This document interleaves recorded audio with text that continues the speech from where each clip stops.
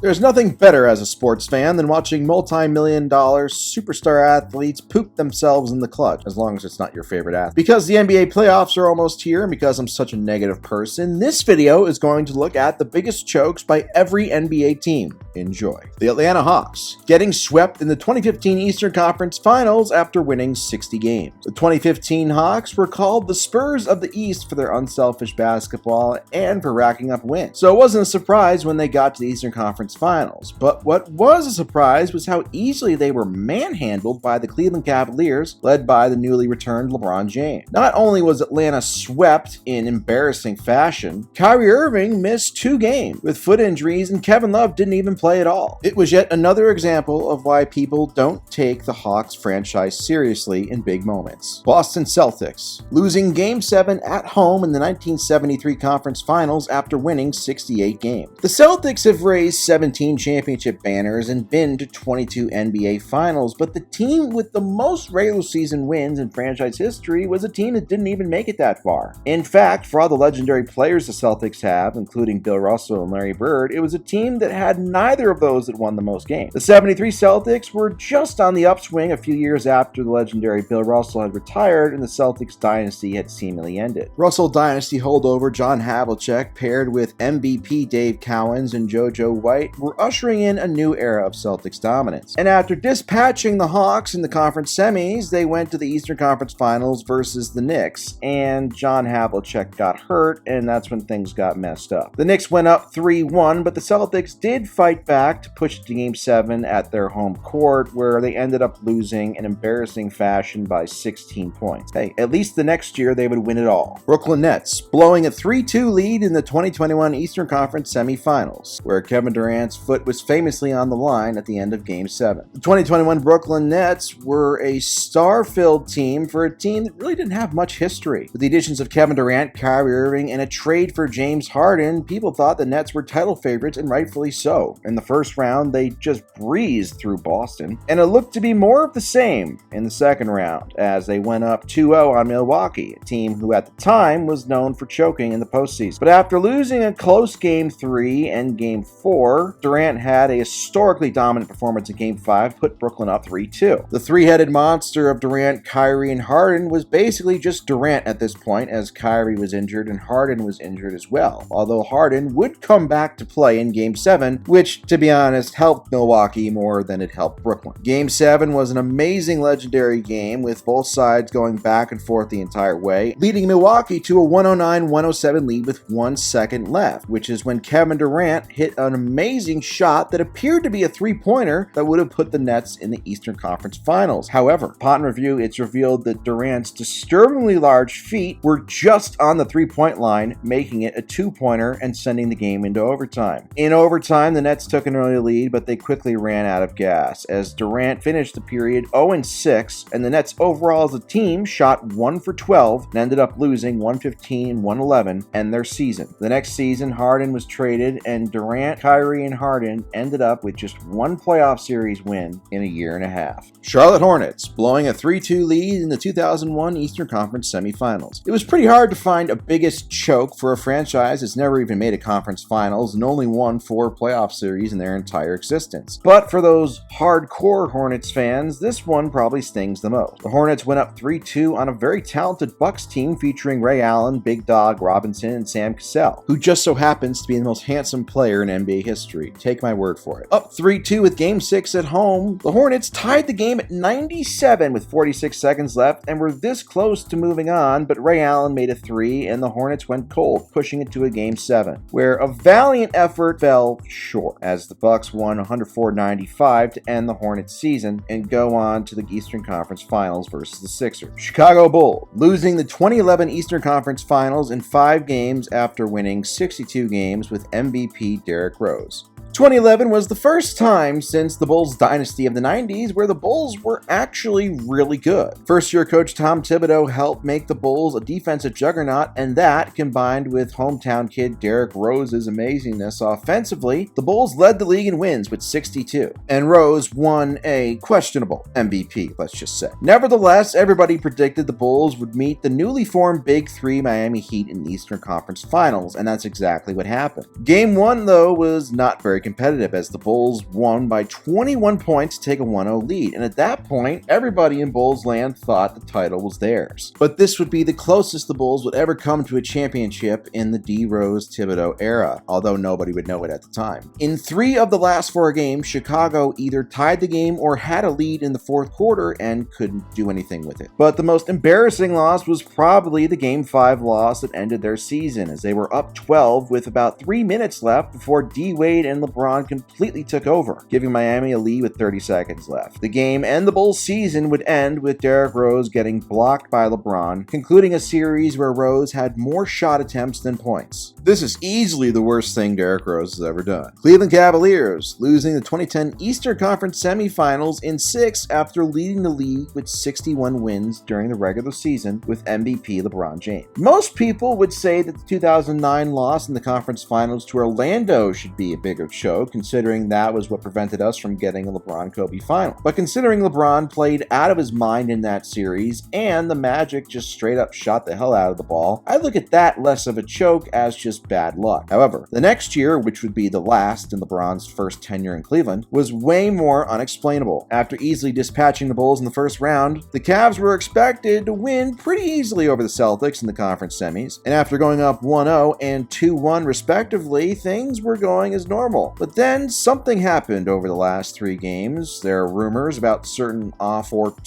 shenanigans that might have had an impact on the rest of the series, but for the final 3 games, LeBron James did not look anything like the dominant MVP he had been for the last 2 years, being extremely inefficient and turnover prone. And in all 3 games, the Celtics won pretty handily. Most notably, the Game 5 at home with the series tied 2-2, the Celtics destroyed the Cavaliers by 32 points, and LeBron scored just 15. Game 6 would see the Celtics shut the casket on LeBron's first tenure in Cleveland with a 94-85 win. But everybody who watched the series knows that he was nowhere close to being his best, and considering the fact that really none of the losses Cleveland had were close, just makes this all the more of a choke. Dallas Mavericks, losing the 2007 Western Conference first round in 6 games after winning 67 games with MVP Dirk. Really, this came down to either 2 choices. I could have gone with the 2006 finals, where the Mavs were so close to going up 3-0 before blowing the last 4 games and losing. But they rebounded the next season to win 67 games, most in the NBA, and Dirk Nowitzki won his first and only MVP. It looked to be smooth sailing come postseason time, but that's not what happened. They played against a spunky, upstart, and fun Golden State Warriors team that was just lucky to make the playoffs. And after Golden State destroyed them in both Game 1 and 3, to take a 2-1 lead, Game 4 was basically the season for Dallas, and they ended up losing at the very end to fall down 3-1. They would extend the series to 6 games before they ended up losing in embarrassing fashion by 25 points in Game 6. Dirk Nowitzki played so far below his regular MVP standards in the regular season that he didn't even lead the Mavericks in scoring in the series. It led to a very, very uncomfortable MVP press conference where he got the award after he had already been eliminated. Dirk would eventually right the ship with his legacy and win a championship, but there is a reason why he had a bit of a choker label before 2011 came around.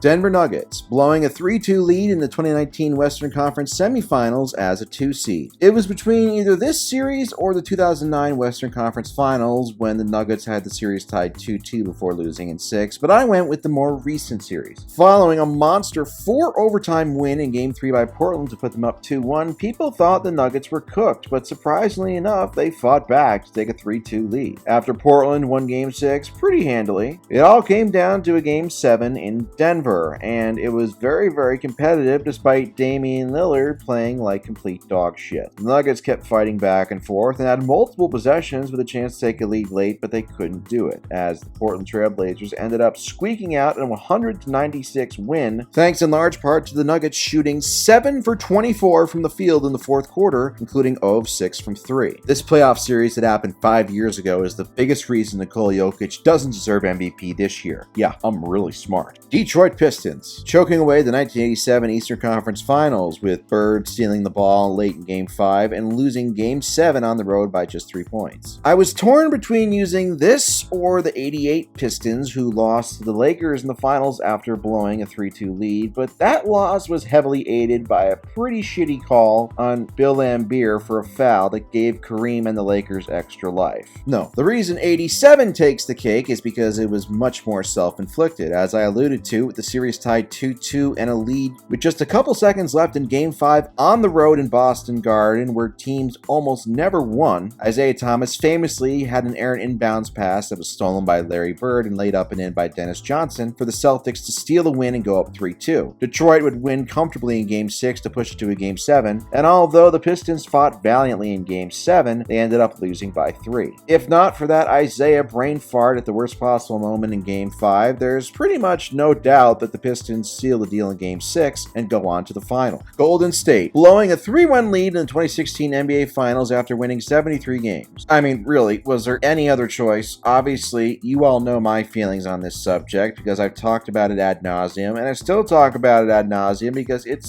so fucking funny. To this day, Steph fans still use endless pathetic excuses to try and justify their modern-day Jesus and top 2 player ever, their words, not mine, blowing a 3-1 lead with 2 of the last 3 games at home. Here's the facts. You want to say Draymond got suspended was the reason why the Cavs won. Draymond was suspended for 1 game, rightfully so, because he accumulated enough suspension points. Maybe don't go around whacking and kicking people in the nuts. The other one they say is, well, Andrew Bogut was hurt. Well, guess what? Andrew Bogut in the series was a minus 25 when he was on the court. So let's not act like he was prime Hakeem Olajuwon, all right? And the other one is, well, Steph was hurt, okay? Here's the deal. Steph missed no games due to injury. Clay missed no games due to injury. Iguodala missed no games due to injury. Draymond missed no games due to injury, okay? So I don't want to hear any excuses. The real reason your team lost this game and you blew the finals, and this is something that Steph fans just mentally can't come to grips with, and why they are so radicalized and pathologically dumb, is that Steph Curry just straight up shit his pants. Guess who played in Game 7? Draymond Green. And guess what Draymond Green did in Game 7? He put up 32 points, 15 rebounds, and 9 assists. He had one of the greatest fucking Game 7s of all time, and all Steph Curry had to do in order to seal the championship was not play like complete crap. And what did Steph do? He went 6 for 19 for 17 points. He shot 1 for 6 in the fourth quarter, and he missed all of his last 5 shots, okay? That is why the Warriors didn't win, because Steph Curry choked, and then 2 weeks later, he was in the Hamptons begging Kevin Durant to come join his team, and they won the next 2 championships, and that's the only reason why right now, we all, including LeBron fans, have to listen to morons try and debate Steph versus LeBron all the time because, oh, they have the same amount of rings, as if Kevin Durant doesn't exist, or as if Kyrie Irving never got hurt in 20. But I digress. This Warriors choke will never be forgotten about, and I will personally make sure of that. Houston Rockets, blowing a 3-2 lead in the 2018 Western Conference Finals, going 7 for 44 from 3 in Game 7 at home. A part of me wants to give the Rockets a pass for this because, as we know, Chris Paul went down with a hamstring issue after they went up 3-2. Just another example of Warriors luck, but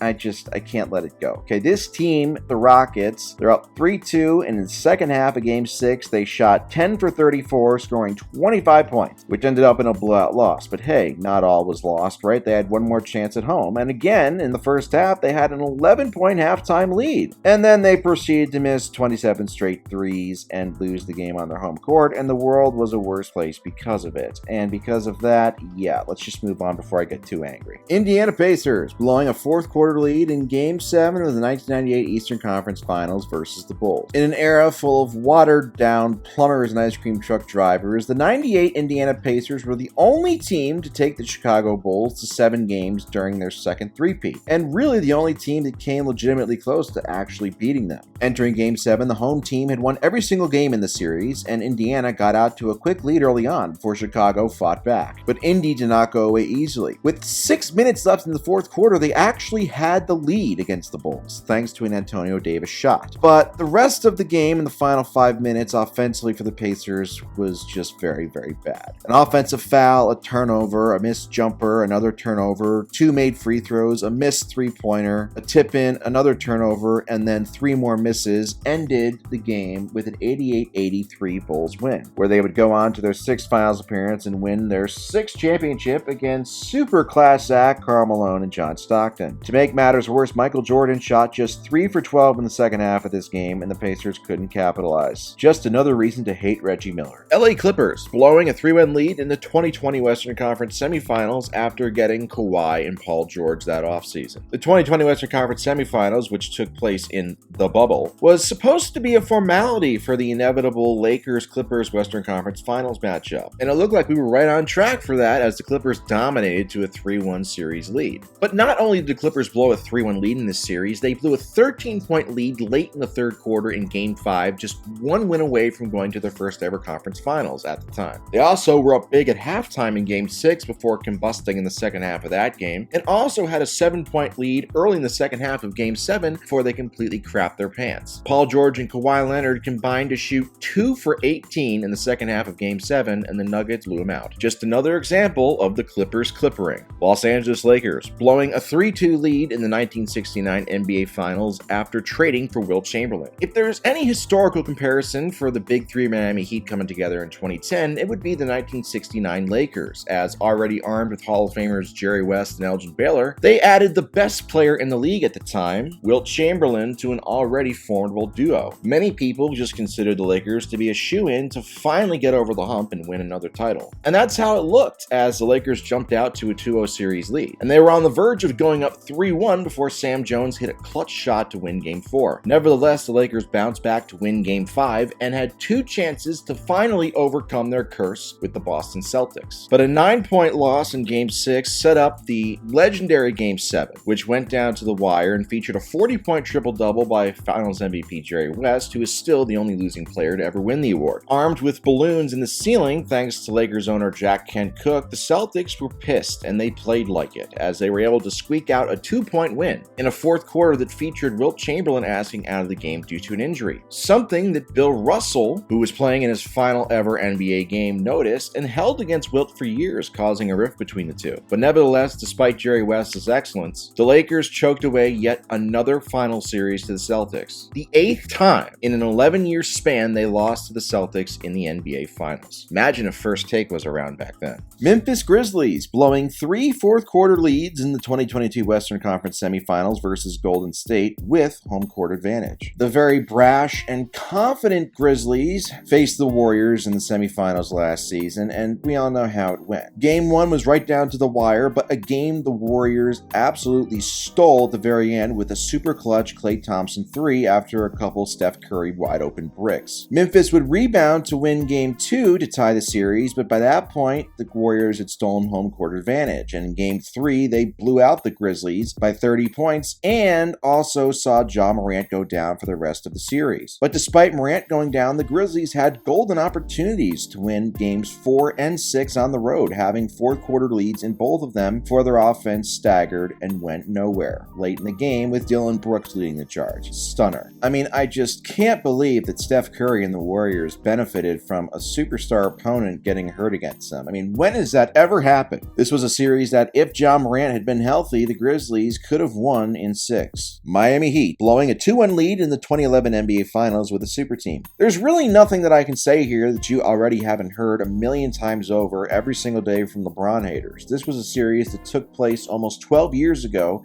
and it still gets brought up at least 5 times a day. If LeBron haters could hold on to a job the way they hold on to this series, they'd be a lot more successful in life, but I digress. The Heat probably sweep the Dallas Mavericks in this series if LeBron played anywhere close to his potential. Instead, for reasons that are still unknown and hard to decipher, LeBron completely crapped his pants, especially in the last 3 games, which were all losses for Miami, and games that, despite LeBron being AWOL for most of, Miami had golden opportunities to win. In terms of biggest chokes ever, regardless of team, this is certainly up there, and LeBron James was the main culprit of it. But it is annoying how his haters act like it's the last series he ever played in. He's won 4 rings and 4 Finals MVPs since then, and it would have been more if not for Kevin Durant and Kyrie Irving getting hurt, okay? Yeah, I'm a LeBron fan, so what? What are you going to do about it? You going to cry? Milwaukee Bucks losing 3 home games in the 1974 NBA Finals, including Game 7. The Bucks were looking for their second championship in the Kareem era and their second in 4 years. They led the league in wins and easily swept through the first 2 rounds to make the finals, versus a Celtics team that had some experience, but many thought, hey, the Bucks have Kareem, they should win this. The key stat, as I alluded to, is that the Bucks went 1-3 at home in this series. And after a famous game-winning shot in Game 6 in Boston Garden by Kareem forced the series to 7, many thought a legendary game was in store, when actually there really was nothing memorable about it, as the Celtics won by 15 points in a disappointing end to the Bucks season. Kareem would play just 1 more year in Milwaukee before going off to the Lakers, where he spent the last 14 seasons of his career. Had Kareem Jordan won this championship, he'd have 7 rings, and maybe he'd be considered the GOAT by a lot more people. Minnesota Timberwolves, blowing 3 huge fourth-quarter leads in the 2022 first round versus Memphis, losing in 6 games. The Timberwolves shocked the world by winning Game 1 on the road against Memphis last year before dropping 2 in a row. Game 3 at home was the first time they blew a big lead late in the game, but they rebounded in Game 4 to tie the series at 2. Game 5 was when people started to realize, hey, maybe this isn't going to end well, as they blew a huge fourth-quarter lead to go down 3-2. Surely it couldn't happen again in Game 6, right? Well, that's exactly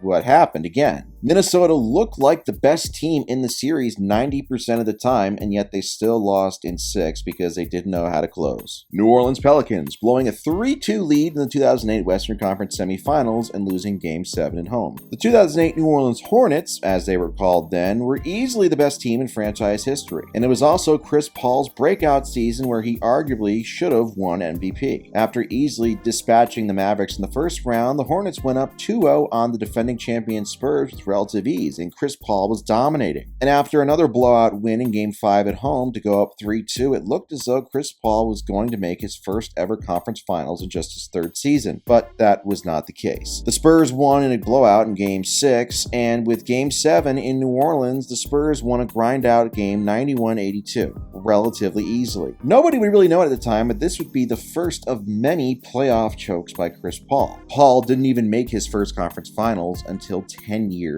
after this series. New York Knicks, blowing a 3-2 lead in the 94 NBA Finals, losing Games 6 and 7 by just 8 points combined. For many years in the 90s, the Knicks couldn't get by Michael Jordan, but once Michael Jordan went off to suck at baseball in 94, they finally got through the Eastern Conference to make the finals. Unfortunately for them, there was another Hall of Famer from the 84 draft class waiting for them, Hakeem Olajuwon. In what was billed as a matchup of 2 great centers, Olajuwon completely took a dump all over Patrick Ewing, who for the series had 132 points on 160 shots. That's not good. Despite Ewing sucking so hard offensively, the Knicks' defense was so elite that it gave them a 3-2 lead after 5, 1 game away from the elusive title that had eluded Patrick Ewing ever since he came so heralded out of Georgetown in 1985. Game 6 was the Knicks' first chance to clinch a title since 1973, and John Starks played great, putting up 27 points with sharpshooting, making 5 threes, but unfortunately for him, his shot on the last possession to win the game was blocked by Olajuwon, sending it to a Game 7, where, well, regression hit Starks hard. Starks, who had arguably been the Knicks' best player all series, shot 2 for 18 in Game 7, including 0 of 11 from 3. But despite this, the Knicks were in it to the very end, losing by 6 points. If Starks had been even somewhat below average, as opposed to outright terrible in Game 7, the Knicks probably win and Patrick Ewing would have a championship on his resume. Oklahoma City Thunder, blowing a 3-1 lead in the 2016 Western Conference Finals to the Warriors. Fresh off of upsetting the 67-win Spurs in the semifinals, the Thunder jumped out to a 3-1 lead over the 73-win Warriors. Kevin Durant and Russell Westbrook seemingly finally figured out how to play together in big moments, and the Thunder looked unstoppable. But after a close loss in Game 5, it was Game 6 where the Thunder truly blew the series. Although, to be fair, a lot of it was just Klay Thompson making a bunch of insane shots, as he put up a 40 ball with 11 three-pointers. But the real culprit for the OKC collapse was Kevin Durant. He scored 40 points in Game 5, but he was 12 for 31 shooting. But Game 6 was his worst, as he was just 10 for 31 from the field, including 1 for 7 in the fourth quarter, failing to put the game away. In Game 7, the Thunder would keep it competitive most of the way before the Warriors pulled away late. Durant only took 14 shots in the first 40 minutes or so of the game, playing shockingly conservative. And then, worst of all, a couple months later, he went and joined this 73-win team that he blew a 3-1 lead to, which ruined the league for almost 3 seasons. Thanks a lot, Kevin, you dick. Orlando Magic, getting swept in the 1995 NBA Finals, choking away Games 1 and 3 specifically. The 95 Magic are the only team post-1990 to defeat the Michael Jordan Bulls in a playoff series. And you would think that any team good enough to beat the 90s Bulls in a playoff series would be a shoo-in to win it all. And that's what it looked like going into the finals as they were facing the 6th-seeded Rockets, who were the defending champions. But remember, the Magic had Shaq and Penny at their absolute best. It was expected to be competitive. But in Game 1 in Orlando, the Magic had the game all but wrapped up before Nick Anderson choked away the game at the line, missing 4 straight free throws. Houston would go on to win, and this seemingly screwed with Orlando's mind the rest of the way, as Houston would go on to win the series in a sweep, and the Shaq and Penny era in Orlando would only last one more season before Shaq went to the Lakers. Philadelphia blowing a 3-1 lead in the 1968 Eastern Division Finals, with 2 of the last 3 games at home with MVP Wilt Chamberlain. The 68 76ers were coming off of a legendary championship season, Wilt's first, and they continued that excellence in 68, winning a league-high 62 games, breezing through the Knicks in the first round and going up 3-1 versus the Celtics, the team they had beaten a year earlier. It looked as though the Celtics magic had run out for the second straight year. Game 5 in Philly was a chance for the Sixers to go to their second straight finals, but the Celtics won by 18. Game 6 in Boston Garden saw Boston win by 8 to push it to 7, where the choking really happened. The 76ers as a team shot 35% from the floor, and their MVP Wilt Chamberlain took just 9 shot attempts and scored just 14 points, as the Celtics would end up winning 100-96. This would be the last game Wilt ever played with the Sixers, as he was traded to the Lakers that offseason. Phoenix Suns blowing a 2-0 lead in the 2021 NBA Finals. We find ourselves with another Chris Paul team. After years of playoff heartbreak and poorly timed injuries, Chris Paul finally made the NBA Finals in 2021 and looked amazing in the first 2 games to give the Suns a 2-0 lead. But let's just say it fell apart very quickly afterwards. The Suns would lose each of the last 4 games of the series, most of which were winnable games. But unfortunately, Giannis Antetokounmpo was just too overpowering and dominating, as he closed out the Suns in Game 6 with a legendary 50-point performance to seal Milwaukee's first NBA title since 1971. Portland Trail Blazers blowing a 15-point lead in the fourth quarter of Game 7 in the 2000 Western Conference Finals. The 2000 Trail Blazers were absolutely loaded with talent, so much so that Jermaine O'Neal, a future MVP candidate and All-NBA player, rode the bench. Still, they ran into a 67-win juggernaut in the Lakers in Phil Jackson's first year, and the only MVP season of Shaq's career when he was at his apex. Because of this, they fell behind 3-1 after 4 games, but they fought back, winning Game 5 on the road and Game 6 at home to force the deciding Game 7 in LA.